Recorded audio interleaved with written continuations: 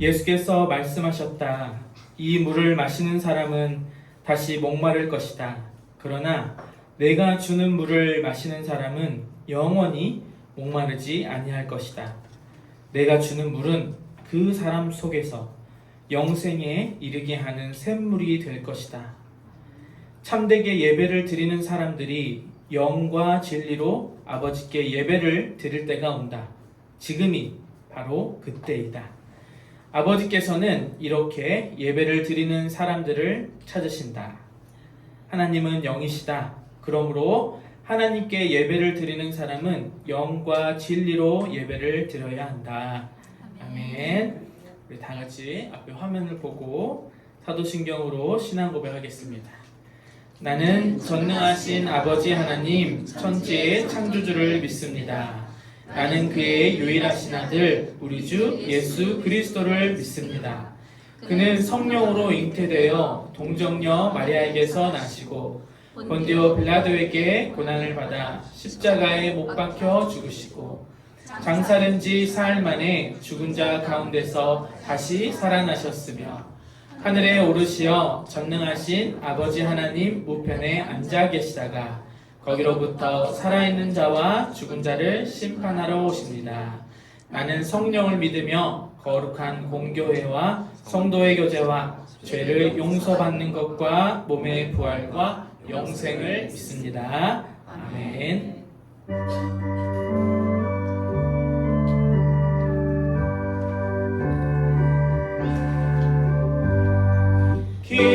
기뻐하며 경배하세 영광의 주 하나님 주 앞에서 우리 마음 피어나는 꽃 같아 죄와 슬픔 사라지고 의심 구름 거치고 변함없는 기쁨의 주 밝은 빛을 주시네.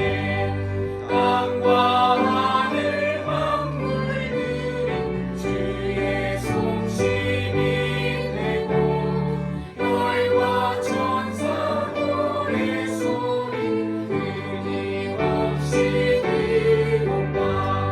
물과 숲과 산과 골짜 들판이나 바다나 모든 만물 주의 사랑 기뻐 찬양하여라.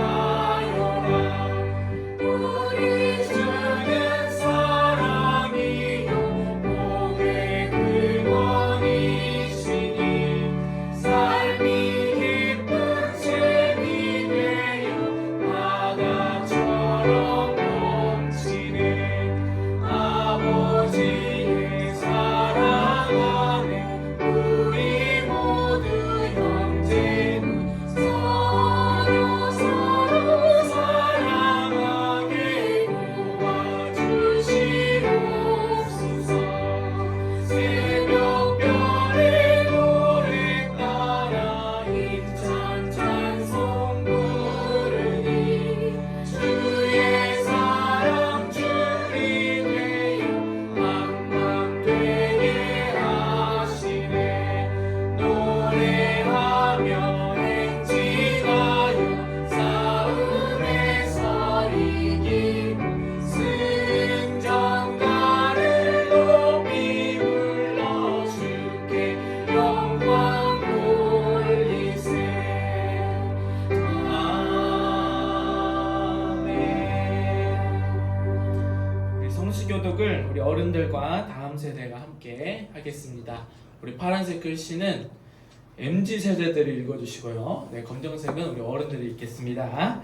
자, 시작. 주님의 눈은 의로운 사람을 살피시며 주님의 귀는 그들이 부르짖는 소리를 들으신다.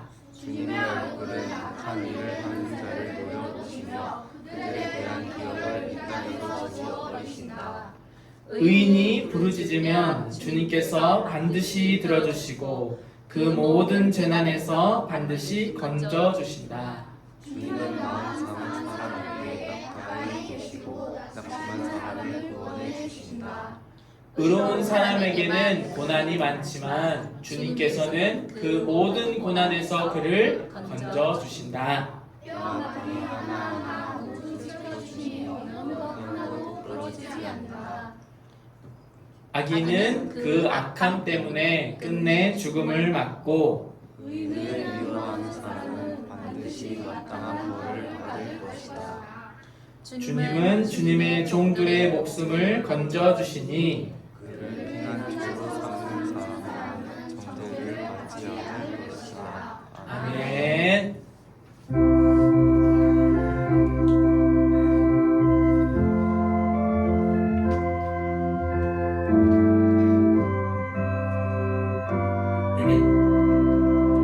이 기쁜 소식을 온 세상 전하세.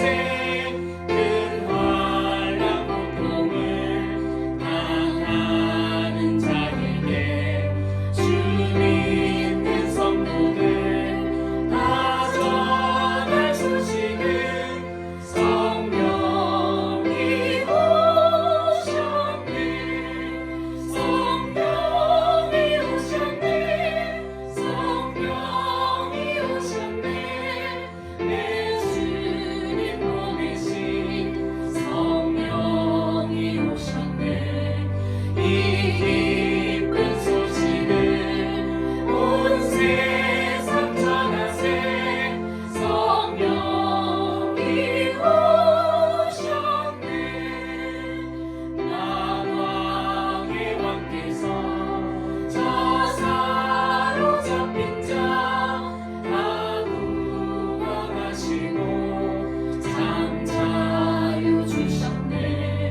승리의 노래가 온 성에 들리니 성령이 오셨네. 성령이 오셨네. 성령이 오셨네. 내 주님 보내신 성령이 오셨네. 이 기쁜 소식을 온 세상 전하세. 성령이 오셨네. 한없는 사랑과 그 크신 은혜를 늘 의심하면서 안 믿는 자에게 내 작은 힘으로 곧 증언하리니 성령이 오셨네. 성령이 오셨네. 성령이 오셨네. 내 주님 보내신 성령이 오셨네. 이 기쁜 소식을 온 세상 전하세. 성령이 오셨네. 네, 자리에 앉겠습니다. 앉아서 오늘 함양하늘교회 신앙 공동체를 위한 기도를 함께 드리겠습니다. 우리 앞에 화면 보시고 천천히 기도문으로 기도하겠습니다. 시작. 사랑하는 하나님 아버지, 오늘 우리에게 세상이 줄 수 없는 참된 기쁨을 주시려고 우리를 교회로 불러주셨습니다. 그 어느 때보다 부족할 것이 없는 풍요로운 시절을 살면서도 많은 사람이 기쁨과 행복을 찾아 헤매입니다. 오늘 우리가 숨 쉴 수 있는 것, 사랑하는 가족과 함께 하는 것, 일할 수 있는 것, 함께 예배할 수 있고 자기 삶을 돌아보는 것, 이 모든 것이 기적 같은 은혜입니다. 그런데도 우리는 연약하여 만족할 줄 모를 때가 참 많습니다. 하나님, 우리 삶 가운데 많은 문제가 있습니다. 아주 사소한 문제 앞에서도 나 자신을 잃고 남을 탓하거나 세상을 원망할 때가 많습니다. 믿음이 연약함을 불쌍히 여기소서. 문제 앞에서 절절매며 좌절하지 않게 하여 주십시오. 문제보다 훨씬 위대하신 하나님을 볼 수 있는 눈을 열어 주십시오. 하나님은 세상 그 누구보다 우리의 필요를 아시고 가장 좋은 때에 가장 선한 것을 주시는 우리의 아버지입니다. 우리가 아무리 힘든 상황에 있다 할지라도 우리 곁에 나를 돌보시는 하나님이 늘 함께 하신다는 사실을 잊지 않게 하소서. 예수님과 함께 날마다 기쁨이 충만한 삶을 살게 하소서. 구원받은 감격을 날마다 생각하게 하소서. 오직 믿음으로 구원을 받았습니다. 예수님의 사랑을 믿는 것만으로요. 예수님은 죽음을 이기시고 우리를 영원한 생명과 신령한 몸의 부활로 이끄셨습니다. 죽음은 이제 문제가 되지 않습니다. 부활의 산 소망으로 날마다 희망이 가득한 삶을 살게 하소서. 세상이 주는 일시적인 부귀영화를 좇지 않고 예수님이 가신 길을 따라 예수님의 시선이 머문 곳에 함께 있으면서 오직 예수님만으로 만족하는 삶을 살기를 예수님 이름을 힘입어 기도합니다. 아멘. 네, 이 시간 우리 평화의 인사 나누겠습니다. 오늘은 앞에 저하고 오무센사님만 계시네요. 제가 먼저 이렇게 인사하면은 여러분도 저한테 인사를 좀 해주시면 감사하겠습니다. 앞에 인사말 있거든요. 우리 주 예수 그리스도의 평화가 함께 하시기를 빕니다. 우리 주 예수 그리스도의 평화가 함께 하시기를 빕니다. 네, 우리 이제 옆 사람 보면서 네, 시작. 우리 주 예수 그리스도의 평화가 지사님과 함께 하시기를 빕니다. 그리고 오늘 우리 영준이를 따라서 정민이, 슬기, 가연이가 우리 교회에 처음 나왔습니다. 우리 친구들한테 주님의 평화를 빌어주세요. 시작. 우리 주 예수 그리스도의 평화가 함께 하시길 빕니다. 네. 일어서서 인사하는 건 처음입니다. 네, 아주 예의가 바르고 아주 좋아요. 네. 드문 청년일세. 네, 우리 잠깐 기도하겠습니다. 하나님, 이제 하나님의 말씀을 듣습니다. 하나님, 성령 하나님, 저희 영혼의 눈을 열어주소서. 그리하여서 우리 가운데 계시는 예수님을 볼 수 있도록 도와주시옵소서. 예수님과의 만남이 있기를 간절히 소망합니다. 그러려면 우리의 마음이 열리고 또 하나님의 음성에 귀를 기울일 수 있어야 합니다. 주님, 저희는 연약해서 저희 힘으로 할 수 없습니다. 성령 하나님께서 저희의 눈과 귀를 열어주셔서 오늘 하나님의 말씀을 들을 수 있도록 도와주시옵소서. 오늘 박영실 지사님과 문목상 지사님이 하나님의 말씀을 봉독합니다. 하나님의 말씀을 읽을 때 하나님의 입에서 나오는 말씀으로 들리게 하시옵고 또 제가 하나님의 말씀을 나눕니다. 부족한 사람의 모습 감춰주시고 오직 오늘 이 우리 하늘교회 교우들 너무너무 사랑하시고 또 우리 영준이 친구들을 사랑하시는 하나님께서 교회로 부르신 하나님의 뜻을 잘 전할 수 있도록 도와주시옵소서.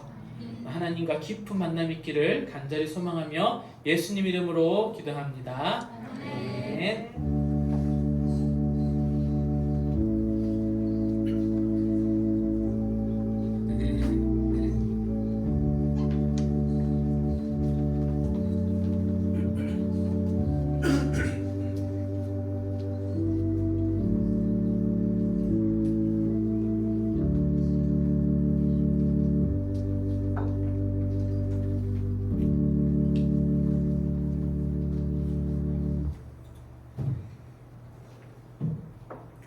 오늘 하나님께서 우리에게 주신 말씀은 하박국 3장 17절에서 19절까지 말씀과 데살로니가 전서 5절에서 14절에서 18절까지 말씀입니다. 저희가 말씀을 봉독하겠습니다. 하나님의 말씀을 경청하십시오.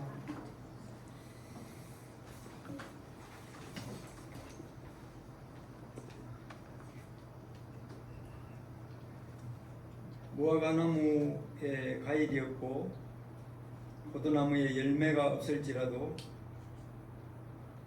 올리브나무에서 딸 것이 없고 밭에서 거두드릴 것이 없을지라도 우리의 양이 없고 외양간에 소가 없을지라도 나는 주님 안에서 즐거워하련다. 나를 구원하신 하나님 안에서 기뻐하련다. 주 하나님은 나의 힘이시다. 나의 발을 사슴의 발과 같게 하셔서 산등성이를 마구 치닫게 하신다. 이 노래는 음악 지휘자를 따라서 수금에 맞추어 부른다. 형제 자매 여러분, 여러분에게 권고합니다. 무질서하게 사는 사람을 훈계하고 마음이 약한 사람을 격려하고 힘이 없는 사람을 도와주고 모든 사람에게 오래 참으십시오. 아무도 악으로 악을 갚지 말고 도리어 서로에게 모든 사람에게 항상 좋은 일을 하려고 애쓰십시오. 항상 기뻐하십시오. 끊임없이 기도하십시오. 모든 일에 감사하십시오. 이것이 그리스도 예수 안에서 여러분에게 바라시는 하나님의 뜻입니다. 이 말씀은 하나님의 말씀입니다. 하나님 감사합니다.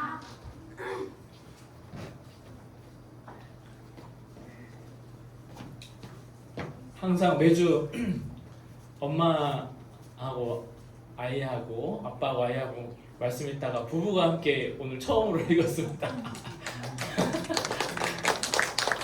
하늘이가 물개 박수를 치네요. 오늘 말씀 제목 기쁨 예수님과 함께라는 제목인데요. 예전에 제가 기쁨의 원천이라는 제목으로 함께 나눴던 말씀인데 거기에 좀 더 더해서 우리가 같이 참 기쁨을 나눠보려고 합니다. 그래서 오늘은 우리 교우들을 위해서 말씀을 준비해왔는데 우리 영준이 친구들이 새로 와서 예수님을 잘 모를 수도 있는데 그래도 감안하고 잘 들어주세요. 자, 우리가 이제 8월이 마지막이 됐고 1년의 절반 이제 다 지나갔는데 여러분 어떻게 교회 다니면서 신앙 생활이 행복하십니까? 여러분 행복하세요? 선지자 할아버지 행복하시대요. 우리 행복하세요? 영성 형제 아니 잘 모르겠어. 네. 더 깊은 이야기는 나중에 같이 하고요. 자, 사실 모든 사람이 행복한 삶을 원하죠. 사람들은 아마 행복을 위해 산다라고 해도 맞는 말인 것 같아요. 행복을 위해 산다. 행복한 삶을 살려고 부단히 노력하는 삶을 살죠. 근데 이제 행복이 무엇이냐가 중요하겠죠. 행복을 내가 무엇으로 정의하느냐. 행복을 국어사전에서 찾아보면은 이렇게 돼 있어요. 사람이 생활 속에서 기쁘고 즐겁고 만족을 느끼는 상태에 있는 것이다. 이게 행복이라고 합니다. 이게 무슨 말이냐면 기쁘고 즐거운 것이 만족한 상태. 그러니까 지금 제가 그 그림을 그 물잔이 채워지는 그림을 그려놨거든요. 그러니까 이 물잔이 채워져 있는 이 상태를 행복이다라고 생각하시면 된다는 거예요. 기쁘고 즐거움으로 저 잔이 가득 차 있는 것처럼. 그러니까 우리도 기쁘고 즐거움이 이렇게 가득 차 있는 상태가 행복한 상태다. 네. 그래서 제가 이제 말씀 준비하면서 우리 하늘이한테 하늘아 언제가 행복하냐 그랬더니 가족끼리 여행 다닐 때 행복하다고 해요. 여러분들은 언제 행복하십니까? 언제 항상 기쁨과 즐거움이 가득 차 있는 상태인지 한번 생각해 보세요. 왜냐면은 내가 어떨 때 행복한지를 아는가도 삶의 질을 결정하는데 굉장히 중요하거든요. 내가 무엇을 할 때 기쁘고 즐겁고 그 즐거움이 가득 차 있는가가 굉장히 중요합니다. 그리고 이제 그래. 자, 영어로는 행복이 해피라고 하잖아요. 해피. 예, 해피의 어원을 보니까 이제 이게 우리 국어 사전에서는 기쁘고 즐겁고 만족을 느끼는 상태를 이야기했는데 이 해피라는 단어의 어원을 보니까 또 어떤 상태가 있냐면 생각지도 못한 행운을 얻었을 때, 예, 그리고 내가 예상치 못하는 기쁜 것을 확 맞았을 때, 그럴 때 느끼는 감정을 또 해피. 서양 사람들은 그거를 해피하다라고 이렇게 생각한다고 합니다. 자, 그런데 그러면 제가 아까도 여러분께 질문했지만 내가 행복한 언제 내가 행복하다고 느끼는가? 이거는 행복한 삶이 어떤 것이냐를 판단하는 내 기준에 달려 있거든요. 행복한 삶이 어떤 삶이냐? 그 기준은 아마 각자 다 다를 거예요. 우리가 다 생각이 있으니까요, 그죠? 다 달라요. 그러면 우리는 어떨 때 기쁘고 즐겁고 만족을 느끼는 상태가 될까? 그리고 내가 행복한 삶의 기준 하나 정하고 나면은 그거를 이루려고 굉장히 노력하죠. 그죠? 그래서 예를 들면은 우리 하늘이가 여행을 가고 싶다. 그럼 하늘이는 노력을 하나도 안 하죠. 네, 제가 돈을 모아서 여행 갈 수 있는 비용을 마련을 해야 되죠. 그죠? 그러면 저는 어떻게 보면은 하늘이의 행복을 위해서 또 하늘이가 행복한 모습을 보면 행복하니까 여행을 가려고 하는 그 돈을 모으는 거죠. 네, 이런 것처럼 뭔가 내가 행복한 삶의 기준이 있으면 그 기준을 달성하려고 부단히 노력을 합니다. 그런데 보통 우리 세상 사람들은 행복하다는 기준이 뭐냐면 내가 하고 싶은 거 마음껏 다 하는 거, 이건 이제 자유라고 생각하거든요. 근데 내가 하고 싶은 거를 마음껏 다 할 수 있는 거를 행복한 거, 자유로운 거라고 생각해요. 그런데 우리가 이 지금 세상을 살면서 마음대로 할 수 있는 게 얼마나 됩니까? 그죠? 마음대로 할 수 있는 게 많지 않아요. 그죠? 저도 이 여름에 우리 목사님 지금 휴가 기간이신데도 지금 교회에 나와 계시는데요. 우리 목사님이 호캉스를 가고 싶어서 제주도 신라 호텔에 호캉스를 가고 싶어도 갈 수 있어요, 없어요? 여러분 솔직하게 이야기하세요. 갈 수 있어요, 없어요? 못 가요. 왜냐면 하루 묵는데 5, 60만 원 하거든요. 하루 묵는데 5, 60만 원 하고 조식 뷔페 가고 거기에 있는 뭐 수영장 가고 이러면은 뭐 그냥 7, 80만 원, 100만 원 하루 사는데 그 정도 들 거예요. 할 수 없어요. 그래서 많은 사람들이 뭘 갖고 싶어요? 그렇죠. 돈을 많이 벌면 내가 하고 싶은 거 다 할 수 있을 거다라고 생각을 해서, 그래서 이 세상 사람들이 그렇게 돈을 많이 벌고 싶어요. 돈 하죠, 사실은. 그쵸? 그게 우리가 살고 있는 세상의 이치죠.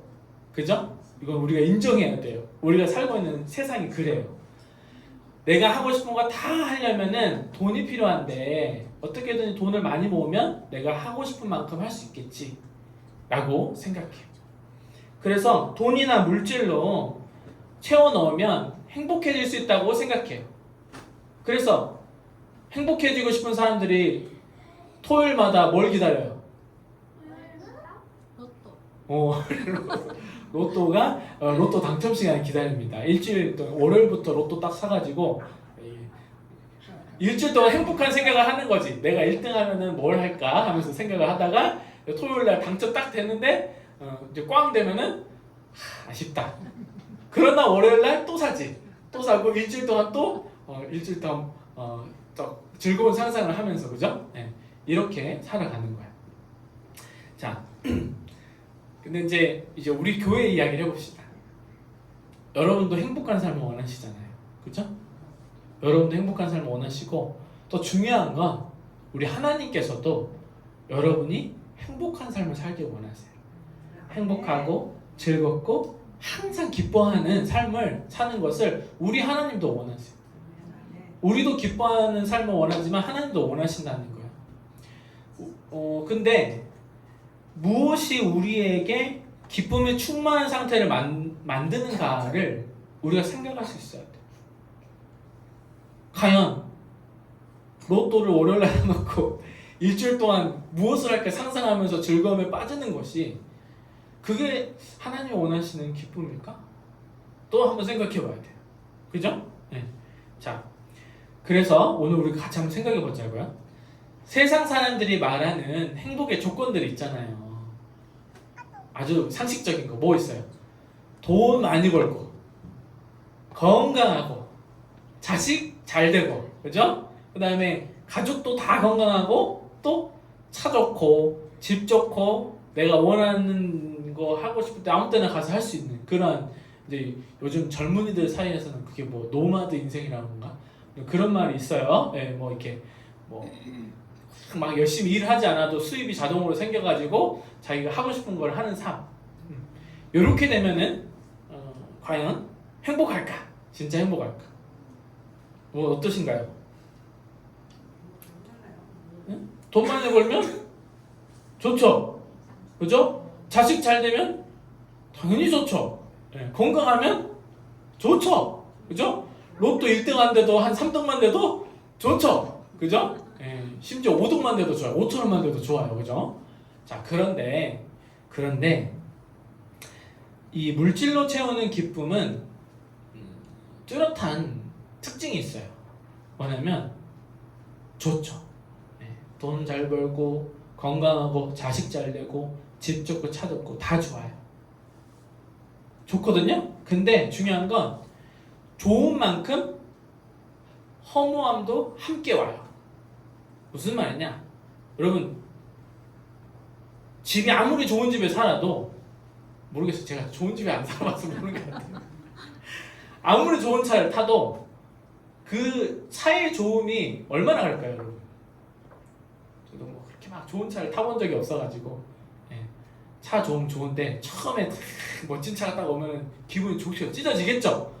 근데 한 달 지나고 1년 지나고 하면은 또 어떤 차가 눈에 들어와요? 신차가 또 눈에 들어와요. 그죠? 네. 자, 이런 것처럼 물질로 채우는 기쁨은 허탈함이 그만큼 빨리 옵니다. 즐거움이 이렇게 상승을 팍 찍을수록 허무함도 그만큼 바닥을 치는 이게 뇌과학자들이 밝힌 내용이에요. 뇌과학자들이 지금 제가 책을 도파미네이션이라는 책이 있는데 도파민이라고 하는 우리의 어떤 즐거움과 고통을 담당하는 신경 전달 물질이 있어요. 우리 뇌에. 이 도파민이 얼마나 분비되느냐에 따라서 도파민이 확 분비돼서 즐거움을 확 느꼈는데 이게 쭉 가느냐? 아니요. 금방 떨어져요. 금방 떨어져서 다시 쭉 쳐졌다가 또 어떤 그 도파민이 분비되는 그 어떤 기회가 생기면 또 갑자기 확 좋아졌다가 훅 떨어지고. 자, 그래서 이 도파민이라고 하는 신경 물질이 우리의 중독에 관련이 있는 신경 전달 물질이에요. 이 도파민을 어떻게 관리하느냐에 따라서 중독을 치료할 수 있고 우울증을 치료할 수가 있어요. 근데 사실 우리 현대인들이 굉장히 많은 중독에 빠져 있거든요. 우리 청소년들은 어떤 중독?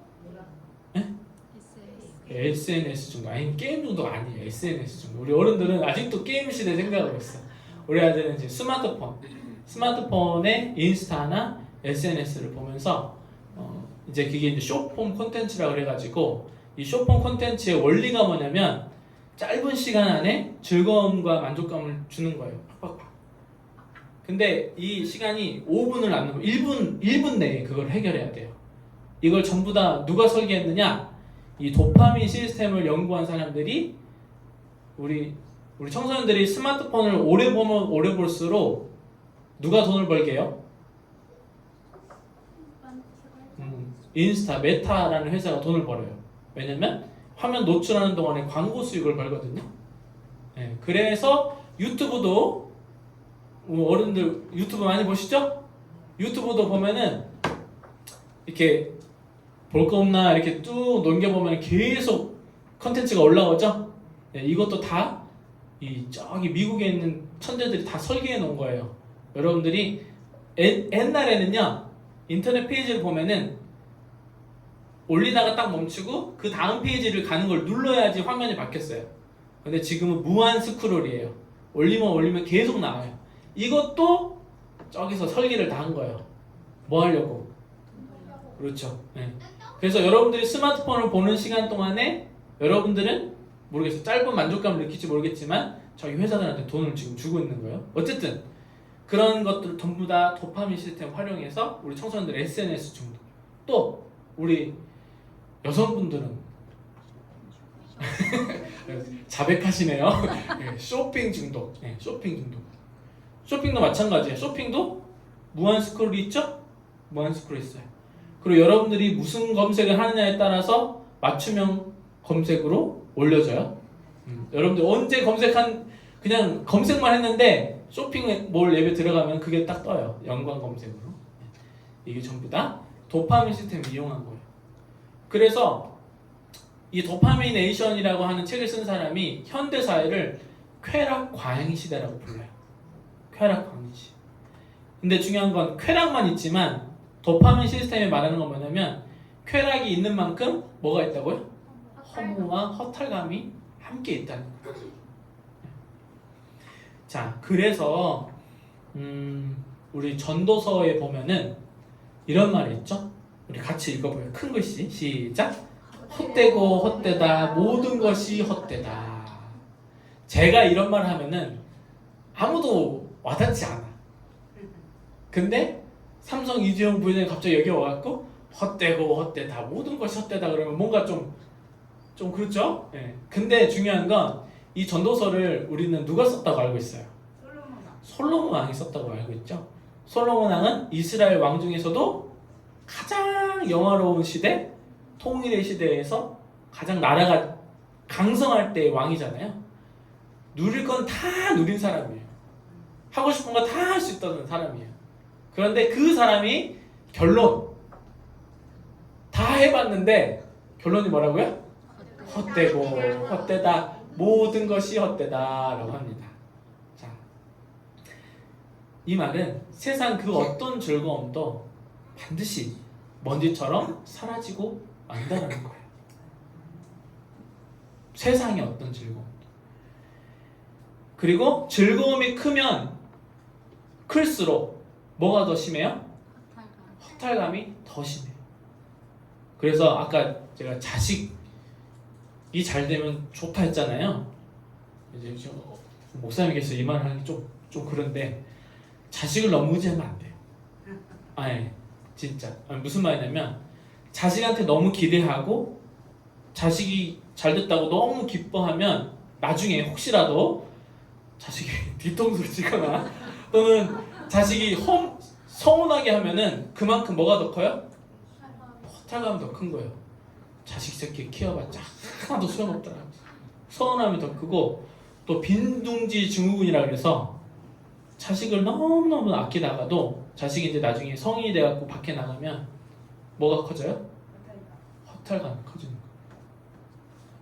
이게 세상의 이치예요. 세상의 즐거움으로는 항상 이렇게 채워질 수가 없어요. 채우면 비워지고 채우면 비워지고 마치 밑 빠진 독에 물 붓는 것 같아요. 네. 자, 그래서 예수님도 이렇게 말씀하시잖아요. 마태복음 6장 29절. 같이 읽어봅시다. 시작. 그러나 내가 너희에게 말한다. 온갖 영화로 차려입은 솔로몬도 이 꽃 하나와 같이 잘 입지는 못하였다. 이 말씀이 바로 그 말씀입니다. 자, 그러면 오늘 말씀 제목이 기쁨, 예수님과 함께인데요. 예수님과 함께하는 기쁨. 우리 교회에 다니는 사람들이 말하는 기쁨은요, 세상 사람들이 말하는 기쁨과 행복하고는 좀 달라요. 뭐가 다르냐? 그게 제일 잘 나오는 성경 말씀이 어디냐면 요한복음 4장에 누구? 사마리아 여인과의 대화예요. 예수님이 지금 그 떼약볕에 사람들 눈 피해가지고 사마리아인이 물을 뜨러 오잖아요. 근데 예수님이 이 물을 떠서 마시는 거면 이 물을 마시면 또다시 목마른데 내가 주는 물을 마시면 영원히 목마르지 않아 라고 이야기를 하시거든요. 여기서 이 물이 바로 예수님이 주시는 기쁨과 연결된 이야기예요. 자, 무슨 말이냐? 우리가 말하는 기쁨, 우리 믿는 사람들이 말하는 교회에서 이야기하는 기쁨과 행복은 영원히 기쁘고 즐겁고 만족을 늘 채워져 있는 상태를 주신다라고 하는 이야기예요. 이게 어떻게 가능하냐? 자, 여기 지금 예수님 하신 말씀 제가 읽고 다음 한번 볼게요. 자, 이 물을 마시는 사람은 다시 목마를 것이다. 지금 이 세상의 기쁨과 행복을 말하는 거예요. 그러나 내가 주는 물, 예수님이 주시는 기쁨과 행복을 마시는 사람은 영원히 목마르지 아니할 것이다. 내가 주는 물은 그 사람 속에서 영생에 이르게 하는 샘물이 될 것이다. 영생에 이를 때까지 끊임없이 솟아나온다는 거예요. 끊임없이 채워주겠다는 말씀이거든요. 자, 도대체 이게 무슨 말일까? 자, 예수님과 함께하여 얻는 기쁨은 이 물질로부터 얻는, 세상이 말하는 물질로부터 얻는 기쁨하고는 차원이 다른 기쁨이라는 것을 이야기하는 겁니다. 어떤 기쁨이냐 도대체. 오늘 함께 읽은 하박국 말씀이 그 상태를 대변하는 말이에요. 제가 읽어볼게요. 무화과 나무에 과일이 없고 포도나무에 열매가 없을지라도 올리브 나무에서 딸 것이 없고 밭에서 거둬들일 것이 없을지라도 우리의 양이 없고 외양간에 소가 없을지라도 나는 주님 안에서 즐거워하였다. 이해가 됩니까, 여러분? 도저히 이해할 수 없는 이야기예요, 여러분. 아무것도 단상에서 이런 말 하면 안 되지만 개털된 상태에서 뭐가 기뻐요? 아무것도 없잖아요. 먹을 것도 없고 입을 것도 없고 뭐 팔아먹을 것도 없고 아무것도 없는 상태인데 즐거워한대요. 뭐가 즐겁냐 도대체. 자, 여러분, 최악의 상황에 처했을 때도 기뻐한다는 거예요. 어떻게 이게 가능하지? 어디서 이런 힘이 나오지? 욥도 보면요, 욥이 최악의 상황에 처하잖아요. 모든 걸 다 잃고 심지어 건강까지 다 잃고 아주 삶이 피폐해졌어요. 그런데 친구란 놈들이 와서 뭐라 그래요? 위로해주기는커녕 네가 뭘 잘못했어 이렇게 돼. 뭘 잘못했어 이렇게 돼. 지적하기 바쁘잖아요. 모든 걸 다 잃고 홀로 있는 상태에 있어. 어떻게 기쁠 수가 있겠어요? 그죠? 욥의 메시지는 어떻게 이 최악의 상황에서도 하나님만으로 만족할 수 있겠냐는 거예요. 자, 어떻게 만족할 수 있느냐? 자, 성경이 말하는 기쁨은 바로 이것입니다. 첫 번째, 구원의 기쁨이에요. 구원의 기쁨. 따라해보세요. 구원의 기쁨. 우리가 교회에서 구원 하니까 이 구원이라는 단어가 너무 그냥 식상한 단어가 됐는데, 구원은 절대로 식상한 단어가 아니에요. 어마어마하게 엄청난 단어예요. 엊그제 부천의 모텔에서 화재가 났어요. 사람들이 죽고 어떤 사람들은 너무 뜨거워서 연기 피해서 밑에 에어매트가 있길래 뛰어내렸는데도 에어매트가 뒤집어지면서 두 사람이 죽었어요. 그런데도 그 불난층에 한 사람이 살아남았는데 어떻게 살아남았냐? 불이 나서 연기가 가득 차니까 빨리 엄마한테 먼저 전화한 다음에 그 다음에 이제 119 구급대 전화를 했더니 화장실 들어가서 물을 틀어놓고 이 수증기로 또 수건으로 물 적셔가지고 문틈을 다 막아놓은 상태에서 물을 계속 틀어놓으라고 했대요.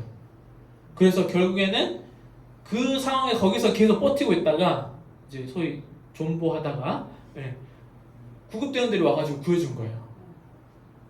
그 사람 살았어요. 그게 구원이에요.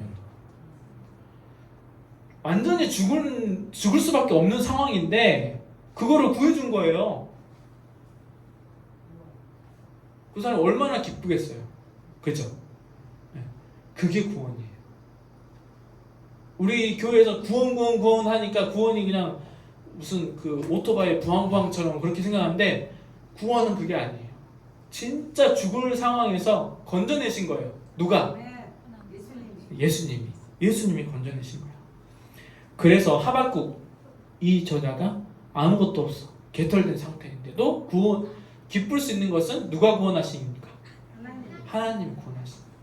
내가 이렇게 처참한 상황인데도 하나님은 반드시 나를 구원하신다. 하나님은 반드시 나를 회복시키신다. 나를 다시 일으키신다. 라고 하는 믿음 때문에 즐거워하는, 고난 중에서도 즐거워할 수 있는 힘이 여기서 끌어올라오는 거예요. 좌절하지 않고 고난을 딛고 일어서는 거죠. 그것이 구원의 기쁨입니다. 욥도 마찬가지. 욥이 깨닫잖아요. 주님이 어떤 분이시라는 거, 내가 구원하시는 분이시라는 거를 귀로만 들어서 알았습니다. 그런데 이제 주님을 뵈니 알겠습니다. 내 이렇게 처참한 상황인데도 하나님이 구원하시는군. 마지막에 깨닫는 거예요.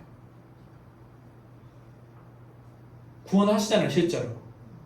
이 고백 이후에 욥의 삶이 바뀌죠. 하나님이 회복시키시고 구원하십니다. 자, 우리가 이 구원의 기쁨이 얼마나 감사한 일인 줄을 알아야 돼요. 제가 왜 처음에 여러분들 신앙생활이 행복하시냐고 물어봤잖아요. 만약에 우리가 교회 생활을 하면서 행복하지 않다, 여전히 힘들다 라고 하면 아직 내가 이 구원의 기쁨을 제대로 못 느낀 거예요. 여러분 지금 신앙생활 한 지 몇 년 되셨어요?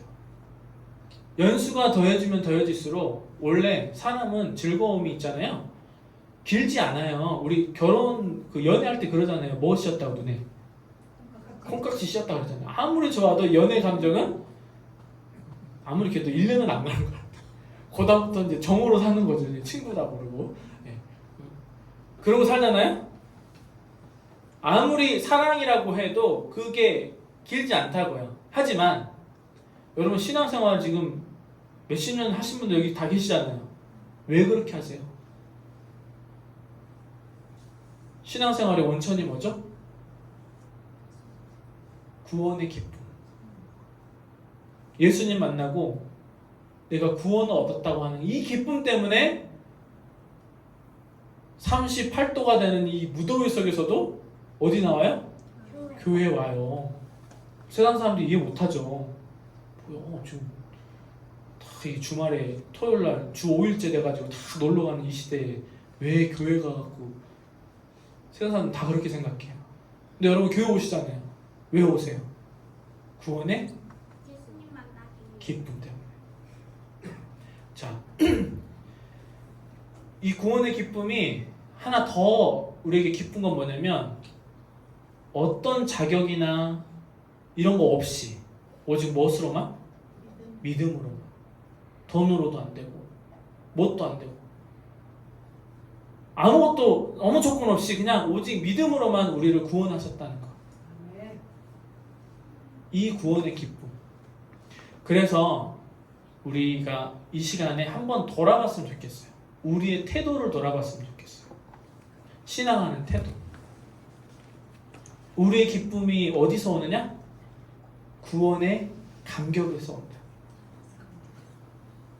그리고 내가 처음에는 죽을 수밖에 없던 나를 하나님의 자녀로 삼아주신 이 구원의 기쁨, 이 처음 시작한 기쁨이었지만 또 다른 기쁨의 원천은 또 뭐냐면, 내가 어떤 상황에 있든 어떤 최악의 상황에 처해도 반드시 하나님은 나를 구원하시는 분이시다.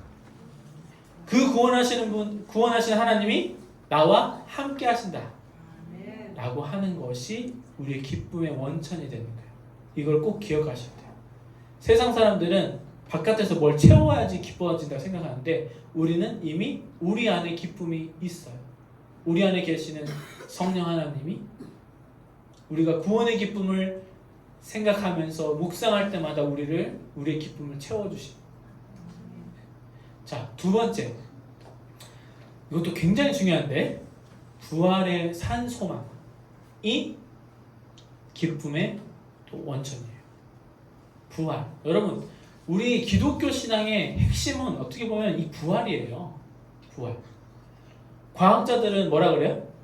우리 끝나면 그냥 심장 딱 멈추면은 그냥 끝이에요.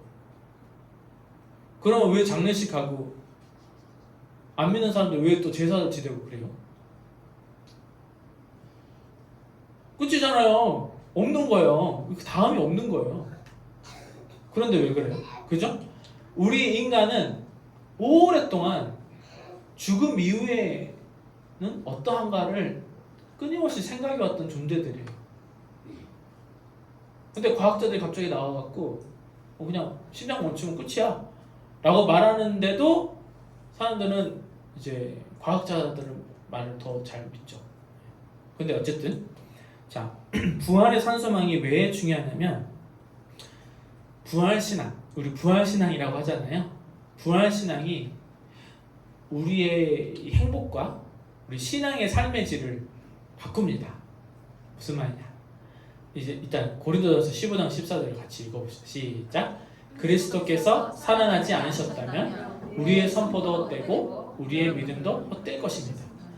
여러분 안에 부활 신앙이 없다면, 부활의 산 소망이 없다면 여러분의 신앙이 헛되고 미련한 것이 되어버려요. 그만큼 부활이 중요하거든요. 이 부활 상태에 대해서 고린도전서 15장이 굉장히 자세하게 묘사가 되어 있는데 제가 읽어볼게요. 비천한 것으로 삼는데 영광스러운 것으로 살아납니다. 약한 것으로 심는데 강한 것으로 살아납니다. 자연적인 몸으로 심는데 신령한 몸으로 살아납니다. 자연적인 몸이 있으면 신령한 몸도 있습니다. 완전히 다른 상태, 신령한 몸에 대한 상상 여러분 한번 해보세요. 자, 우리 이제 건강하신 분들은 크게 이게 와닿지 않을 수 있는데 불의의 사고로 장애인이 됐거나 또는 선천적으로 장애를 가지고 태어난 사람도 있을 수 있고 또는 외모 컴플렉스 또는 여러 가지 상황 또는 이제 우리 어른들은 노화가 시작돼서 옛날에 젊었을 때 상태가 너무나도 그립기도 하잖아요. 그런데 이 신령한 몸이라고 하는 상태는 차원이 다른 거예요. 지금 우리의 몸하고. 우리 아이들이 이제 집중력이 많이 떨어졌을 것 같은데 저도 중학교 때는 여드름쟁이였어. 여드름이 어마어마하게 났어. 그래 저는 이게 평생 갈 줄 알고 절망스러웠어. 나중에 대학교 가니까 여드름이 싹 사라지더라고요. 마찬가지로 우리의 삶의 모든 고통, 이 몸이 고통을 느끼는 이거잖아요. 우리 삶의 모든 삶의 애환이 다 묻어 있는데 이게 이제 우리가 마지막 주님이 다시 오시면 부활의 신령한 몸으로 산다 라고 하는 것은 우리에게 굉장히 큰 기쁨이 되어야 하고, 두 번째로는 우리보다 먼저 가신 분들, 그리운 나의 어머니, 아버지, 또 그런 분들이 계시잖아요. 자녀가 나보다 먼저 가신 분들 계시잖아요. 그분들을 어디서 다시 만날 수 있어? 천국에서 신령한 몸으로 다시 만날 수 있다는 이 소망이 얼마나 기쁜 소망인지 몰라요. 근데 하나 더 있어요. 개인적으로 그게 기쁠 수 있지만 두 번째로는 이 부활의 산 소망이 죽음으로 시리에 빠진 사람들에게 전해져야 돼요. 그 전하는 삶이 또한 우리의 기쁨이 됩니다. 아까도 제가 자녀를 먼저 보낸 사람들이 있다고 그랬죠? 얼마나 시대에 차 있겠어요. 가슴에 묻었다고 하잖아요. 부모는. 우리가 부활의 산 소망으로 그들에게 힘이 되어주고 계속해서 우리 천국 가서 다시 만날 수 있어요. 신령한 몸, 온전하고 아주 빛나는 영광스러운 몸으로 우리 다시 만날 거예요 라고 하는 소망을 전하는 삶, 이것이 또한 우리의 기쁨이 되는 거예요. 그래서 마지막입니다. 예수님이 말씀하시는 영원히 기쁘고 즐겁고 만족할 수 있는 길이라는 게 뭐냐면, 영원히 목마르지 않는 물이라는 게 뭐냐면 이렇게 우리가 해야 하는 거예요. 첫 번째, 예수님과 함께 할 때 그 기쁨이 있다는 뜻이거든요. 예수님과 함께 할 때. 그러면 예수님이 가시는 길이 어떤 길이었는지를 생각해 보셔야 되고, 그 다음에 예수님이 계시는 곳이 어디에 계실 것인가를 생각하셔야 돼요. 그래서 예수님이 하시는 일을 따라 우리가 삶을 살아갈 때 그게 기쁨이 늘 충만한 상태가 되는 거예요. 영원히. 한 번 좋았다가 푹 꺼지고 한 번 좋았다가 푹 꺼지고 이게 아니고 영원히 기쁜 삶이 된다는 거예요. 그래서 데살로니가전서 3장 오늘 읽은 말씀 보면은 그런 이야기 하잖아요. 항상 기뻐하라. 쉬지 말고 기도하라. 범사에 감사하라. 이것도 사실은 이해 안 되는 말이에요. 어떻게 항상 기뻐해요? 세상 이치로 보면 항상 기뻐할 수가 없죠. 아까도 말했지만 기뻤다가 허탈했다. 기뻤다가 허탈했다 한단 말이에요. 근데 항상 기뻐하래요. 자, 그 전의 말씀이 바로 이 말씀이에요. 형제 자매 여러분, 여러분에게 권고합니다.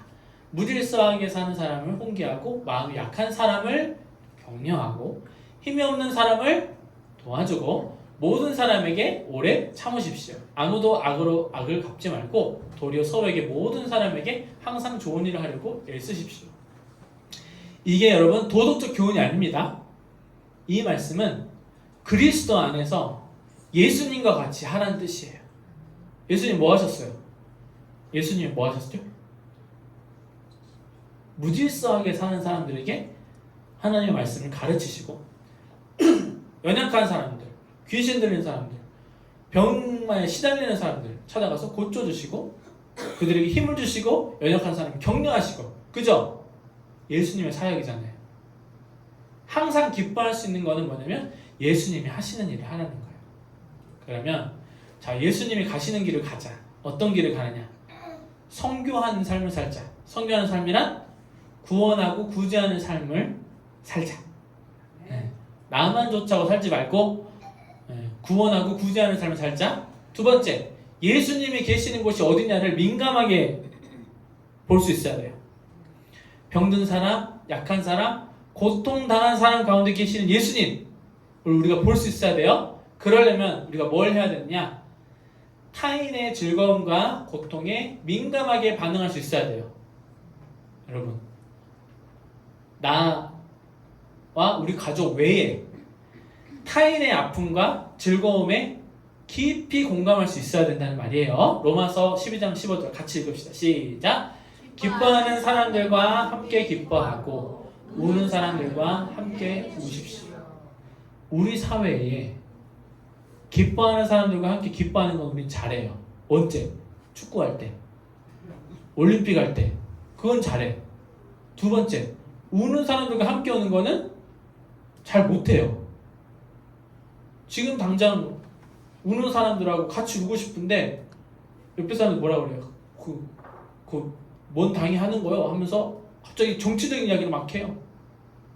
여러분, 정치적인 이야기를 떠나서 먼저 해야 될 거 뭐예요? 성경 말씀대로 우는 자들과 함께 울어야 되는 거예요.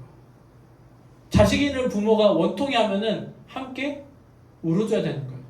그게 지금 뭐 진상이 어떻게 됐든지 일단은 우리가 그리스도인들의 하는 일은 뭐냐면 가서 함께 울어줘야 돼요.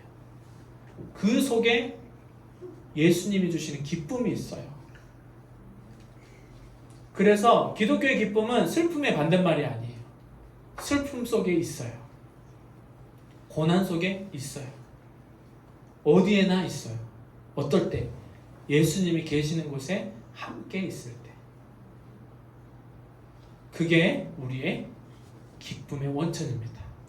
그게 세상과 차원이 다른 영원히 목마르지 않는 기쁨입니다. 자, 정리합니다.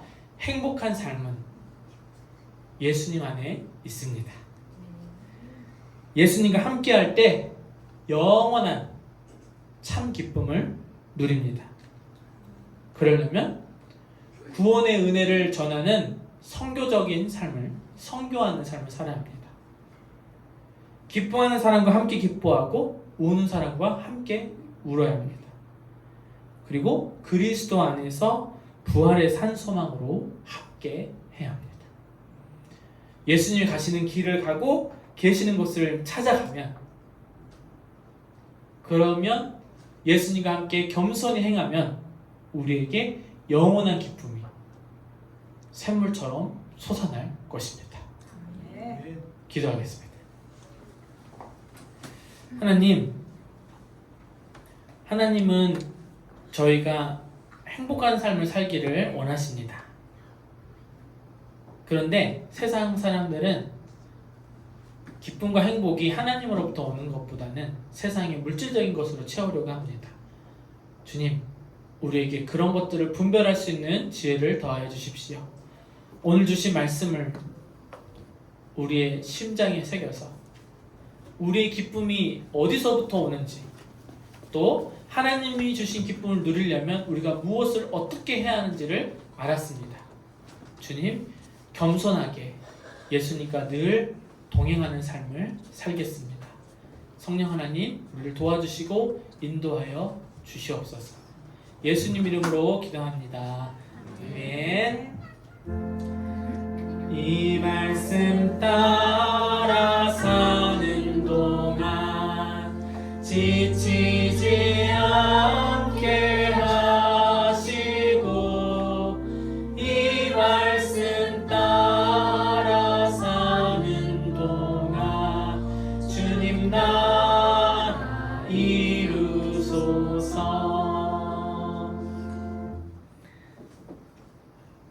봉헌 찬양 1절만 하겠습니다.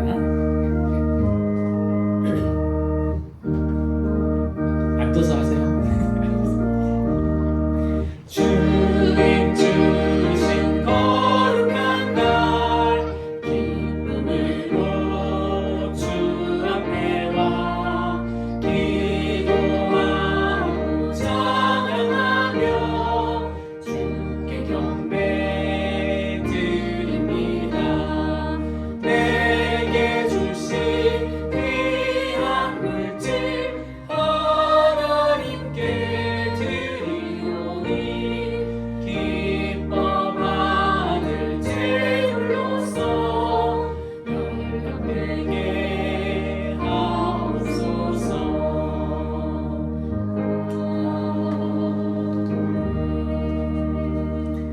제가 봉헌 기도하고 바로 축복 기도 하겠습니다. 하나님, 오늘 교회에 나올 때 빈손으로 오지 않고 저희가 누리는 모든 것들이 하나님께로부터 왔음을 고백하며 작은 것이지만 하나님께 마음을 다해 예물을 드립니다.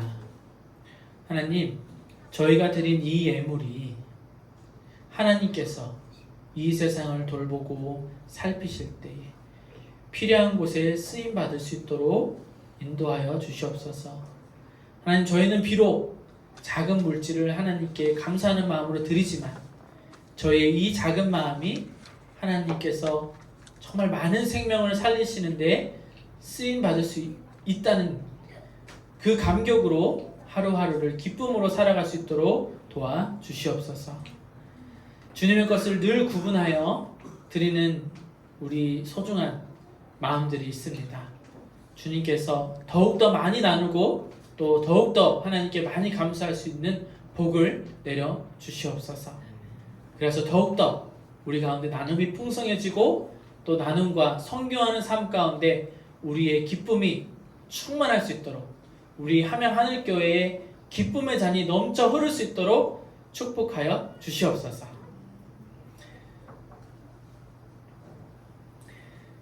이제는 우리 주 예수 그리스도의 은혜와 하나님의 사랑과 성령 하나님의 교통하심이 오늘 또 주님과 함께하며 주님 안에서 기쁨을 찾기로 다짐하며 주님과 겸손히 동행하며 살기를